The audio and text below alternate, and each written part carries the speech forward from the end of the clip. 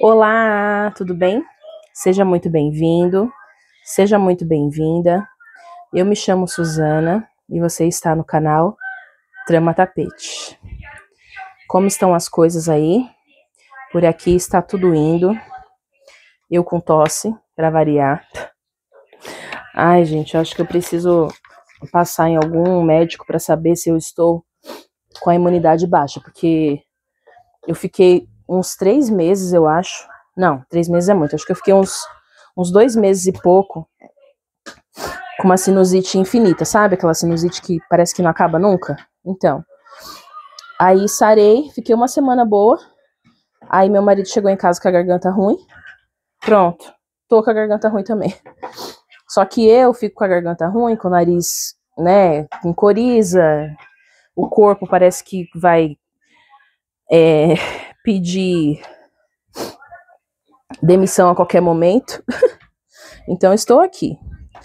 Aí agora o Ravi também tá febril, que também recente ele tava dodóizinho com o ouvido inflamadinho, né? Tanto que ele ficou 7 dias já testado. E eu, ó, estou aqui, vou começar agora a passar roupa. Mas, como vocês viram aí na capa do vídeo, o tema do vídeo de hoje e a minha conversa com vocês é sobre blocagem. Gente, eu fiz esse vídeo e eu queria ter guardado ele para poder publicar aqui no YouTube. Só que o meu celular tá muito cheio, gente. Quem tem filho sabe como que é. A gente, olha a bagunça que tá, o que eu chamo de ateliê. Estantelier. Pois é. E, esqueci de pegar o papel higiênico. E eu fiz esse vídeo, eu queria ter guardado ele para publicar aqui, só que meu celular, ele tá pedindo arrego, sabe? Super cheio, super cheio, super cheio. Tanto é que essa semana eu comecei a tirar alguns vídeos, é tudo vídeo das crianças, foto das crianças. Tem sim bastante vídeo, foto dos meus trabalhos, tem. Mas aí eu vou apagando, porque geralmente vídeo e foto do trabalho fica na rede social lá na loja, né? No Instagram ou no Facebook. E das crianças não fica, né? Que eu não coloco. Então eu tenho medo de perder. E nessa brincadeira vai ficando, até que chega uma hora que o celular começa a travar. Você tenta tirar uma foto, você não consegue, se tira, não armazena, e como isso é irritante, né? Enfim, mas o que eu quero falar com vocês é sobre blocagem. Todo mundo sabe, ou pelo menos as crocheteiras um pouco mais experientes, sabem que a blocagem, que consiste basicamente em umedecer a peça e passar o ferro quente, ela serve para alinhar os pontos do crochê, certo? Certo. Mas eu tenho visto uma onda aí, gente, e eu não sei quem que inventou isso, não sei de onde que veio isso, de crocheteiras ensinando a blocagem para erros de execução. Su, o que são erros de execução? De repente você é uma crocheteira iniciante, tá chegando aqui nesse vídeo agora, inclusive, seja muito bem-vinda mais uma vez, e não sabe o que é um erro de execução. Um erro de execução, por exemplo, quando você faz uma peça de crochê e ela fica cheia de... Ai, gente, vou ter que pegar um papel, que esse barulho com o microfone deve estar irritante, peraí. Voltando. Quando a gente faz uma peça de crochê, por exemplo, redonda, como essa daqui. Tem até um exemplo aqui para mostrar, ó. Essa é uma peça de crochê redonda, é um centro de mesa. E ela fica assim, ó, cheia de babados, sabe? Ela fica assim, ó, cheia de babadinho. Essa peça, ela está com um erro de execução. Quando ela está com babados, significa que ela tem pontos demais. Quando ela emborca, que ao invés de babados, ela levanta assim, ó, também significa que ela está com ponto a menos. Então, ou ela tem ponto a mais ou ela tem ponto a menos. Também pode significar que o seu ponto é diferente da artesã da qual você resolveu seguir a receita, o que também é super comum. Também pode significar que a agulha escolhida é uma agulha... É, linda? Ai, que legal.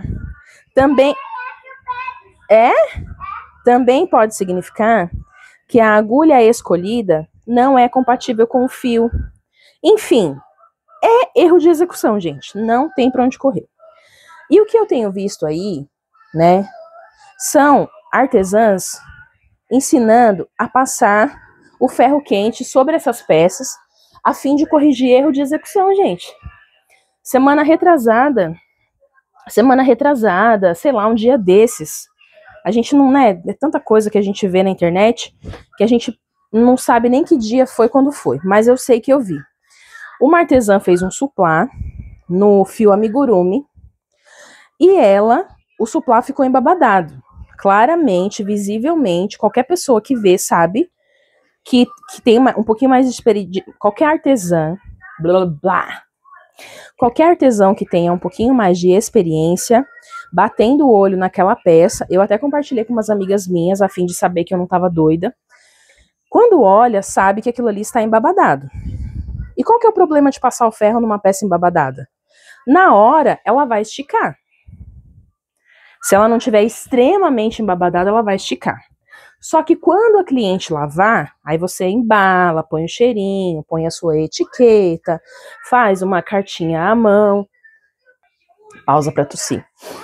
Você embala, faz uma cartinha à mão, não é aquele charme todo, não é que torna o nosso trabalho ainda mais especial. Oi, meu amor. Princesa. Você é linda, né? E aí, você coloca a sua etiqueta, embala e entrega. A cliente vai usar, vai sujar e vai lavar. Quando ela lavar, ela vai perceber que a peça ficou toda enrugada. Porque, infelizmente, o que esse pessoal aí que está ensinando a fazer a blocagem em peças com erro de execução não fala é que quando você lava, volta. E volta, tá? Porque já aconteceu comigo. Eu tô falando por experiência própria. Quando eu não tinha muita experiência no crochê, que eu descobri a blocagem, que me ensinaram a fazer blocagem, a fim de tirar esses erros de execução, eu fui lá e fiz. A peça ficou linda. Só que eu peguei e deixei na minha casa, porque, ai meu Deus, como Deus é misericordioso, né? E aí, gente, a peça voltou. Eu lavei, né? Era um tapetinho oval. Eu lavei e voltou, ficou horrível. Eu falei, olha, ainda bem que eu não entreguei para minha cliente isso daqui, que eu fiz outro para ela com a contagem de ponto correta. Então, a gente tem que ter esse cuidado. Por quê? Porque isso aí pode fazer com que a gente perca... Eita. Pensei que era aqui, mas não é não. Parece que não é não. E aí... É uma entrega. E aí vai fazer a gente perder venda, perder cliente. Porque pensa bem, você acha que o cliente vai confiar de comprar de você novamente? Ele não vai mais confiar.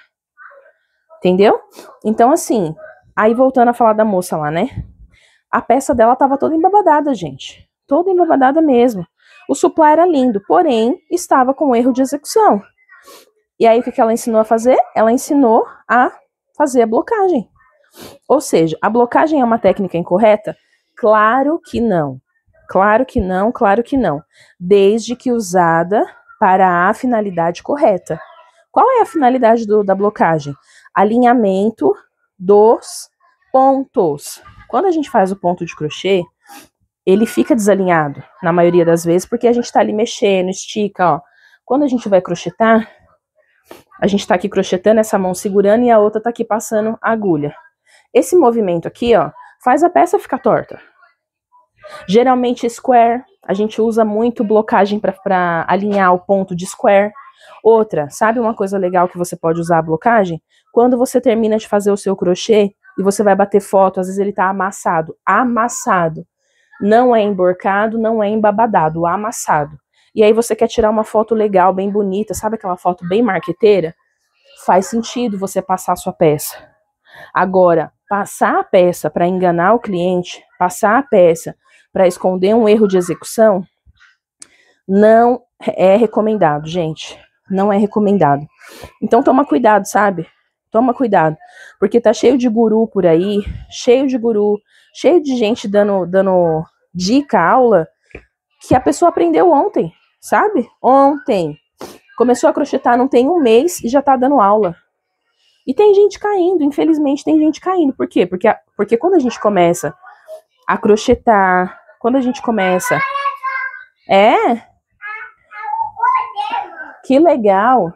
Quando a gente começa a crochetar, quando a gente começa a se empolgar, a gente vê que é um...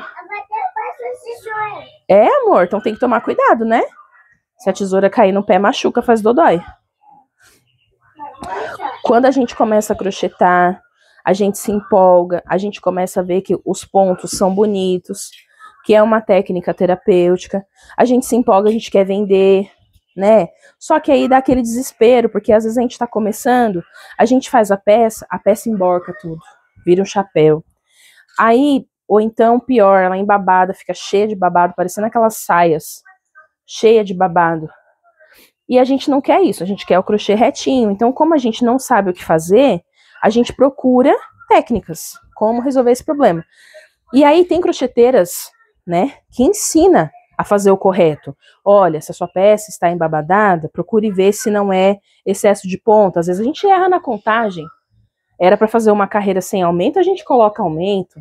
Gente, eu faço isso até hoje.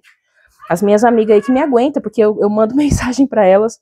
Todas as peças que eu faço, praticamente, eu falo, gente, era para fazer 5 carreiras retas, eu fiz 2, ou eu fiz 8. Fiz a mais, fiz a menos. Não era para colocar aumento, eu coloquei. Era para colocar, eu esqueci. E aí a peça vai dar erro, vai dar problema na peça. Então, erro de execução. Como é que se corrige erro de execução? Desmanchando e refazendo. Desmanchando e corrigindo. Tá muito na moda os blocadores que não são baratos. Beba água. Quer? Então bebe água.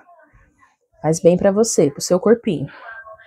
Tá muito na moda os blocadores de crochê, que são aquelas placas com alguns furos e vem alguns palitos ou alguns pedacinhos de metal para você alinhar. Quem aí já fez um square e ele ficou todo troncho, todo torto? Aí sim, aí você vai, faz as peças, molha elas. Na maioria dos casos nem precisa passar o ferro, quando é assim, geralmente. Você só molha elas, coloca ali no blocador e deixa lá. Por quê? Porque isso vai fazer ela tomar aquele formato.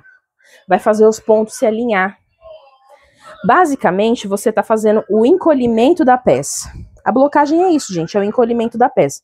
Sabe onde que acontece o encolhimento da peça também de forma natural? Na primeira lavagem.